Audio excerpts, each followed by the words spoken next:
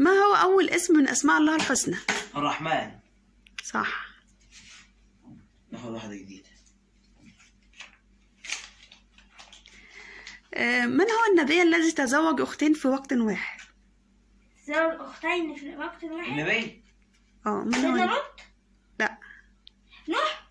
غلط. يلا. سيدنا موسى. لا.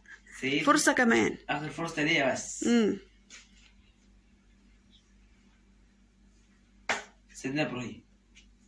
غلط. سيدنا يعقوب عليه السلام. طيب تعرفوا ما هو اللون الذي يتغير به السماء يوم القيامة؟ أحمر. صح. مين اللي قالك؟ هو أصلا بيطلع. هي السماء يوم القيامة هتتغير إلى لون أحمر. من هما النبيان اللذان تزوج كل واحد منهما امرأة كافرة؟ سيدنا لوط وسيدنا نوح. صح. من هو النبي الذي كسر أصنام قومه؟ سيدنا إبراهيم. صح. من هو النبي الذي لقب بحكمة الله؟ حكمة الله. سيدنا داود؟ لا. حكمة الله. الياء. سيدنا الياء. الياس. صح. برافو.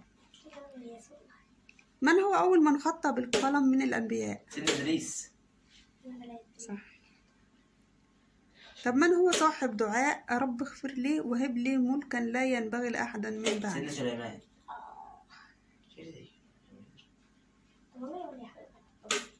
من هو النبي الذي جعل الله معه أخاه يشدد به أزره؟ لا مش عارفين. سيدنا موسى.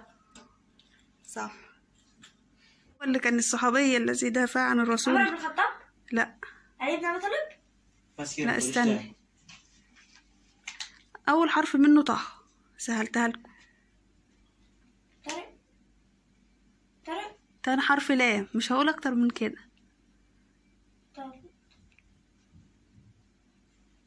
يلا قدامكم 3 ثواني. 1 2 3. طلحة بن عبيد الله. ماشي. أنا ما خدتها. مش خدتها؟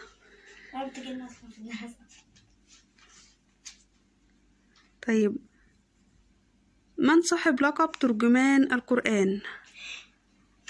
مين؟ أبو بكر الصديق. غلط. عمر بن عفان؟ ايه؟ عثمان. لا غلط. علي بن أبي طالب. ابن عباس. ابن عباس.